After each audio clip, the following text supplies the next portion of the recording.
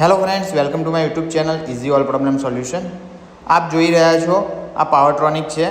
આ પાવરટ્રોનિકને હું તમને બહાર નીકાળીને પણ બતાવી કેવું લાગે છે. KTM RC390નું પાવરટ્રોનિક છે. પ્રાઇસની વાત કરું તો 19,500 રૂપિયાનું પાવરટ્રોનિક પડે છે.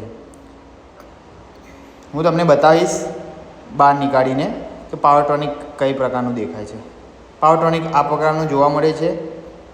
આના પાછળ કોડ બી લખેલો હોય છે. એ કોડ અંદર મેન્શન હોય છે.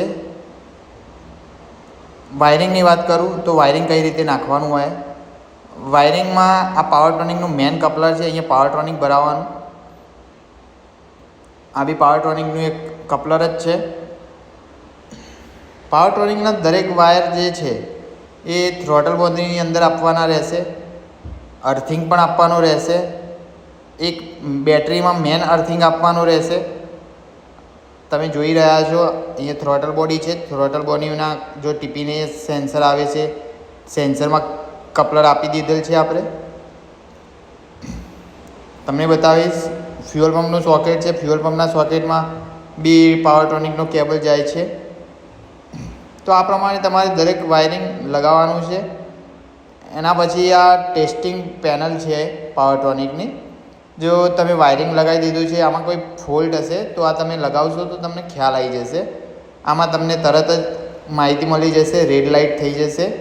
તો રોંગ વાયરિંગ લગાવ્યું છે તો પણ ખરાબ તમને દેખાઈ આવશે. ગાડી સ્ટાર્ટ કરીને બતાવીશ તમને. ગાડી સ્ટાર્ટ કરી છે, જો ગ્રીન લાઇટ આવે છે. RPM હું જે પ્રમાણે આપીશ એ પ્રમાણે લાઇટ તમને બતાવશે બ્લિંક થતી. અત્યારે મેં 5,500-6,000 RPM સુધી રેસ કરેલ છે. આ પેનલમાં તમને કોઈ બી ફોલ્ટ હશે તો ખબર પડી જશે. જો ફોલ્ટ જણાય તો વાયરિંગમાં કોઈ પ્રોબ્લેમ હશે તો વાયરિંગ તમારે અલગથી કરવાનું રહેશે. આમાં અત્યારે કોઈ પ્રોબ્લેમ બતાવતો નથી. તો હવે અમે થોડી જ વારમાં પાવરટ્રોનિક લગાવીશું આમાં. એના પછી ચેક કરીશું. અને એમાં અમુક ડેટા પણ તમારે નાખવાના હોય છે, સેટ કરવાના હોય છે. તો એ શેનાથી સેટ થાય એ પણ તમને બતાવીશું.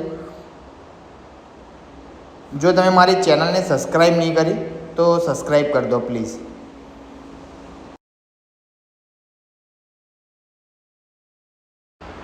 ટેસ્ટિંગ પેનલથી આપણે ચેક કરી લીધું છે, બધું ઓકે છે. હવે લોક આ રીતે ખોલવાનું છે અને ટેસ્ટિંગ પેનલ નીકાળીને હવે પાવરટ્રોનિક લગાવીને તમને બતાવીશું.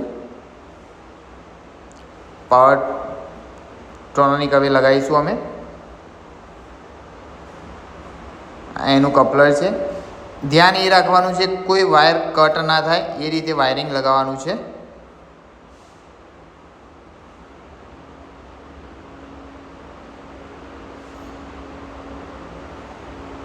પાવરટ્રોનિક લગાવો ત્યારે બી એનું લોક જે છે એ પાવરટ્રોનિક અંદર લગાવ્યા પછી લોક કરવાનું રહેશે. હવે ગાડી સ્ટાર્ટ કરીશ. અહીંયા તમને દેખાશે ગ્રીન લાઇટ અને ઓરેન્જ લાઇટ.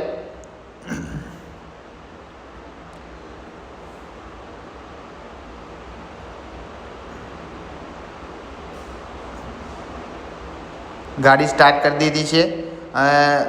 એના ઉપર જો ગ્રીન લાઇટ ને ઓરેન્જ લાઇટ બતાવે છે, બ્લિંકિંગ કરતી રહેશે. ગ્રીન લાઇટ કન્ટિન્યુઅસ ચાલુ રહેશે. ગાડી બંધ હશે તો બી એને પાવર મળતો રહેશે. હવે તમને બતાવીશ કોમ્પ્યુટર, લેપટોપ અથવા કોઈ બી તમારા જોડે હોય તો એનાથી કેબલ કનેક્ટ કરીને પાવરટ્રોનિકના પાછળ એક કેબલ લગાવવાનો અને લેપટોપની અંદર એક કેબલ લગાવવાનો. એનાથી પાવરટ્રોનિકની જો એપ્લિકેશન હશે એ તમને બતાવેલી હશે, એમાં તમારે પાવરટ્રોનિકની અંદર ડેટા સેટ કરવાનો રહેશે. આ એપ્લિકેશન છે પાવરટ્રોનિકની, એની અંદર ડેટા સેટ કરવાનો તમારે. તો એટલા RPM ઉપર ગાડી જશે તો બી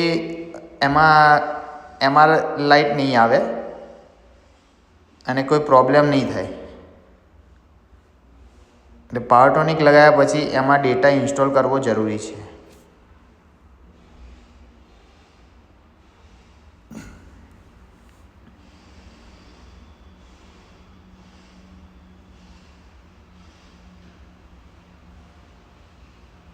જો તમે એમાં કનેક્ટ ઉપર જશો તો કનેક્ટ કરશો તો પાવરટ્રોનિકનું જે પાછળ પિન હતો એ અંદર બતાવી દેશે. અને એ તમારે અંદર શો કરશે ત્યારે જ પાવરટ્રોનિક કનેક્ટ થયું એમ સમજવાનું. ત્યાર પછી જ તમે ડેટા એન્ટ્રી કરી શકશો. અત્યારે હાલમાં પ્રોબ્લેમ આવી રહ્યો છે, તો થોડી વાર પછી એને ફરીથી કનેક્ટ કરીશું તો કદાચ આવી જશે.